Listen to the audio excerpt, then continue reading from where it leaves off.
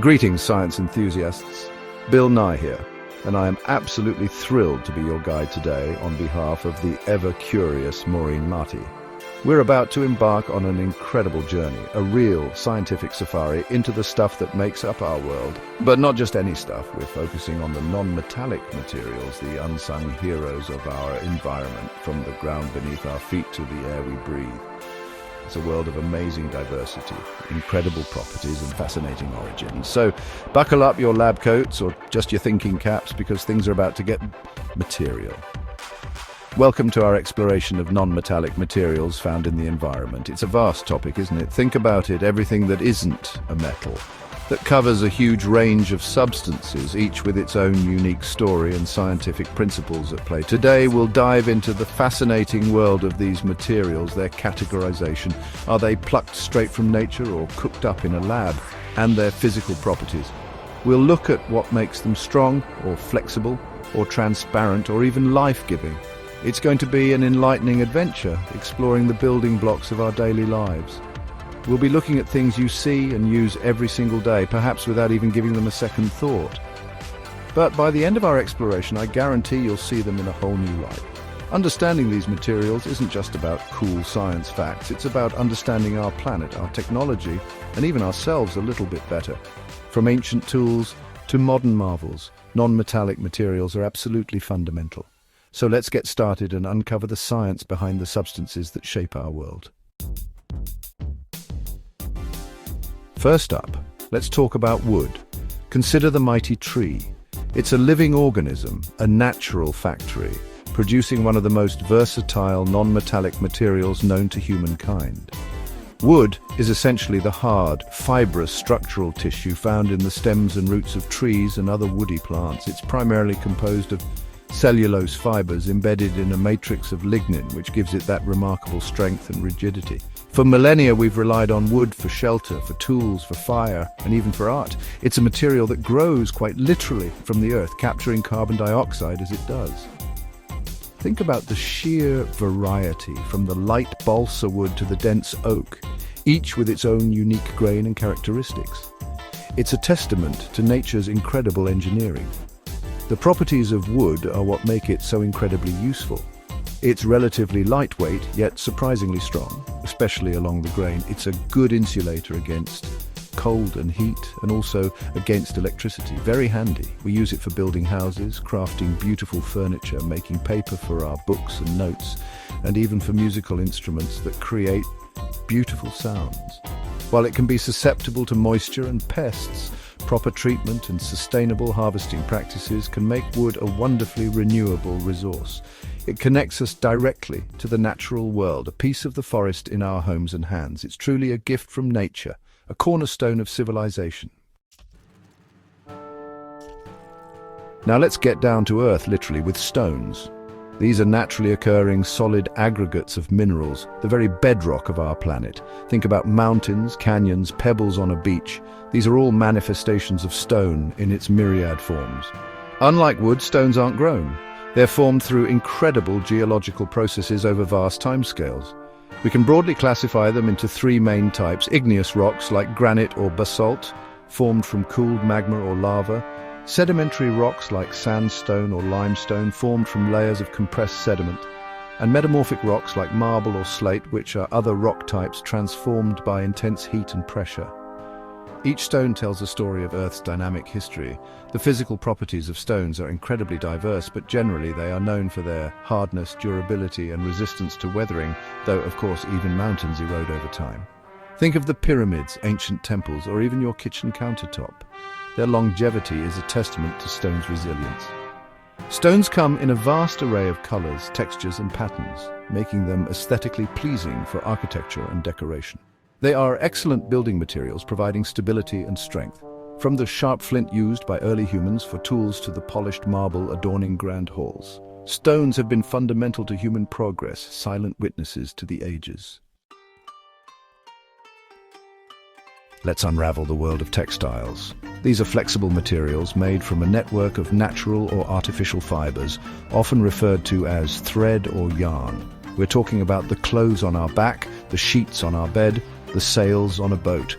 Textiles are all about interwoven strands, creating a cohesive and useful fabric. The fascinating part here is the clear distinction we can make between natural fibers, which come from plants or animals, and synthetic fibers, which are manufactured through chemical processes. Natural fibers have been with us for thousands of years, a direct gift from the environment shaped by human ingenuity into functional and beautiful forms. Consider natural fibers. First cotton, for example, comes from the fluffy bolls of the cotton plant, giving us soft, breathable fabrics. Wool from sheep provides warmth and insulation. Silk, spun by silkworms, offers a luxurious sheen and strength. These materials have clothed humanity for ages. Then we have the synthetics, a product of modern science. Polyester, nylon, acrylic. These are engineered fibers often derived from petroleum products. They can be designed to have specific properties like extreme durability, water resistance, or stretchiness, often mimicking or even surpassing natural fibers in certain applications. The world of textiles is a perfect example of how humans have both utilized nature's offerings and innovated beyond them. Chapter 4: Soil, the living ground beneath us. Let's dig into something truly fundamental: soil. It might just look like dirt, but soil is an incredibly complex and vital non-metallic material. It's a dynamic natural body composed of minerals, organic matter, water, air, and countless living organisms. Think of it as a thin, precious layer on the Earth's surface, a living skin that supports almost all terrestrial life. Soil formation is a slow process, resulting from the weathering of rocks and the decomposition of organic material over hundreds, even thousands of years. It's not just a passive medium, it's an active ecosystem, teeming with bacteria, fungi, insects and worms, all playing crucial roles. The importance of soil cannot be overstated. It's the primary medium for plant growth, providing anchorage, water, and essential nutrients for the crops that feed us and the forests that give us oxygen. Soil also acts as a massive water filter and storage system, influencing the quality and availability of our water resources. It helps regulate the Earth's climate by storing vast amounts of carbon. Different soil types, sandy, clay, loam, have different compositions and properties, affecting what can grow and how landscapes are shaped. Understanding and conserving our soil is absolutely critical for the health of our planet and our own survival. It's much more than just dirt, it's the foundation of life. Chapter 5: Glass. From volcanic fire to crystal clear. Now for a material that's both ancient and incredibly modern: glass. Chemically, most common glass is a non-crystalline amorphous solid, often transparent, that has widespread practical, technological and decorative uses. What's fascinating is that glass exists in nature. Think of obsidian, a volcanic glass formed when felsic lava extruded from a volcano cools rapidly with minimal crystal growth. Early humans prized obsidian for its sharpness, using it to make tools and weapons. This natural glass showed us the potential of silica-based materials long before we figured out how to make our own. Nature, as always, was the first inventor. Then there's synthetic glass, the kind we see all around us, in our windows, our drinking vessels, our smartphone screens, and fiber optic cables that carry information at the speed of light. We primarily make it by melting sand, which is mostly silicon dioxide, with other additives like soda ash and limestone at very high temperatures, then cooling it in such a way that it doesn't crystallize.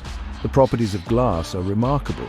It's transparent, allowing light to pass through. It's relatively inert, meaning it doesn't react with most substances. It's a good electrical insulator, and it can be molded into almost any shape. While it is brittle, its versatility and recyclability make it an indispensable material in our modern world. Chapter 6: Leather, nature's durable fabric. Let's explore another natural non-metallic material that has been with us since prehistoric times: leather. Leather is a durable and flexible material created by tanning animal raw hides and skins, most commonly cattle hide. The tanning process is crucial. It permanently alters the protein structure of the skin, making it more durable and less susceptible to decomposition, essentially preserving it. Before tanning, the material is just a raw hide, but after this chemical transformation, it becomes the strong, resilient material we know as leather. Humans have been using leather for clothing, shelter, and tools for tens of thousands of years. a testament to its enduring qualities. The applications of leather are incredibly varied due to its unique combination of properties. It's tough and resistant to abrasion, yet it can also be soft and pliable depending on the animal source and the tanning process. Think of sturdy work boots, comfortable shoes, stylish jackets, luxurious car seats, and durable furniture. Leather can also be dyed, embossed, and tooled, allowing for a wide range of aesthetic finishes. While the use of animal products raises ethical considerations for some, and the tanning industry has environmental impacts that need careful management, leather remains a significant material valued for its natural feel, longevity, and classic appeal. It's a direct link to the animal kingdom transformed by human ingenuity. Now, let's shift gears to a material that defines the modern age, for better or worse: plastic. Unlike the materials we've mostly discussed so far, plastics are almost entirely synthetic, non-metallic materials. They are typically organic polymers of high molecular mass, often derived from petrochemicals, though some newer plastics are being made from renewable resources like corn or cotton. The word plastic itself refers to their key property, plasticity, the ability to be molded into almost any shape when soft and then set into a rigid or slightly elastic form. This versatility is why plastics have become so ubiquitous in our lives over the past century. There are countless types of plastics, each with different properties and uses. Polyethylene terephthalate, or PET, for water bottles; high-density polyethylene, or HDPE, for milk jugs and pipes; polyvinyl chloride, or PVC, for window frames and piping; polypropylene, or PP, for containers and car parts; and polystyrene, or PS, for disposable cutlery and packaging. Plastics can be lightweight, durable, waterproof, and inexpensive to produce. However, their widespread use and resistance to degradation have led to significant environmental challenges, particularly plastic pollution in our oceans and landfills. Understanding the science of plastics is crucial not only for appreciating their benefits, but also for tackling their serious environmental impact through better design, recycling, and development of biodegradable alternatives. Let's bounce over to another fascinating material: rubber. This is a material known for its elasticity, meaning it can be stretched and then returned to its original shape. And just like textiles and glass, rubber has both natural and synthetic origins. Natural rubber comes from a milky white fluid called latex, which is tapped from the bark of certain trees, most famously the Hevea brasiliensis, or rubber tree. Indigenous peoples in the Amazon rainforest were the first to discover the unique properties of this tree sap, using it to make waterproof bags and bouncing balls. The process of vulcanization, discovered by Charles Goodyear, dramatically improved rubber's strength and durability, making it much more useful. Then came synthetic rubbers. As demand for rubber skyrocketed, particularly for vehicle tires, scientists developed ways to create rubber-like polymers from petroleum byproducts.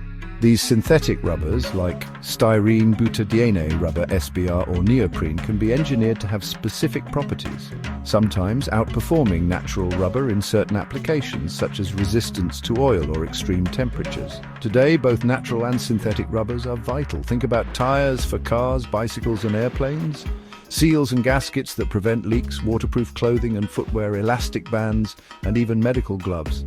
Rubber in its various forms keeps our world moving, sealed, and flexible. It's a material that truly stretches the imagination. Now, for a non-metallic material that is absolutely essential for life as we know it: water. H2O, two hydrogen atoms bonded to one oxygen atom. It seems so simple, yet water is one of the most extraordinary substances in the universe. It covers over 70% of the Earth's surface and makes up a significant portion of all living organisms, including us.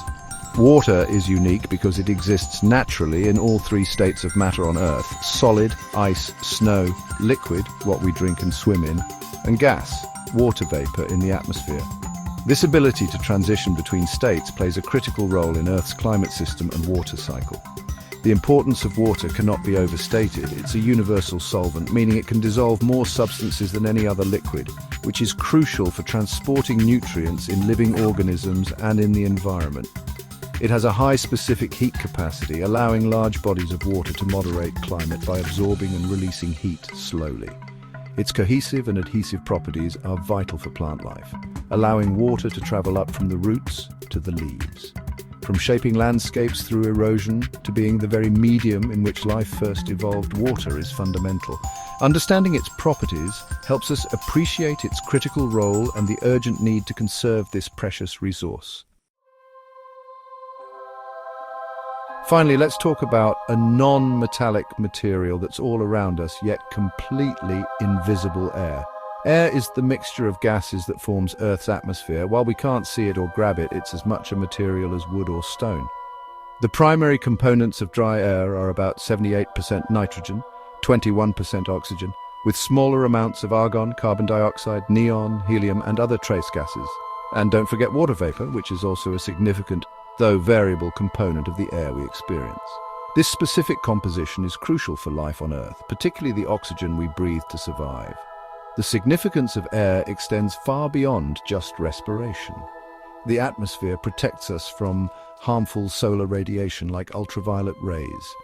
It helps to regulate the Earth's temperature through the greenhouse effect, keeping our planet habitable.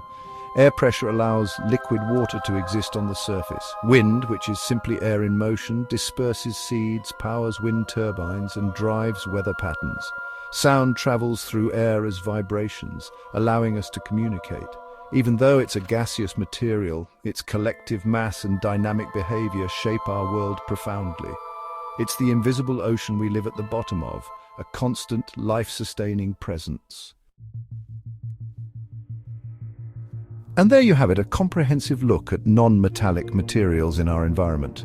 We've journeyed from the solid strength of wood and stone, through the flexible world of textiles and leather, delved into the vital roles of soil and water, seen the clarity of glass, explored the versatility of plastics and rubber, and even considered the invisible but essential nature of air. It's truly amazing when you stop and consider the science behind all these substances that we often take for granted. Each one has a unique story, a set of properties, and a profound impact on our world and our lives. Remember, understanding these materials helps us appreciate their role in our daily lives and the environment. Whether they are gifts from nature, meticulously crafted by human ingenuity, or a combination of both, these non-metallic materials are the building blocks of our civilization and our ecosystems. By learning about their origins, their properties, and their impact, we can make more informed choices about how we use them, how we conserve them, and how we innovate for a more sustainable future.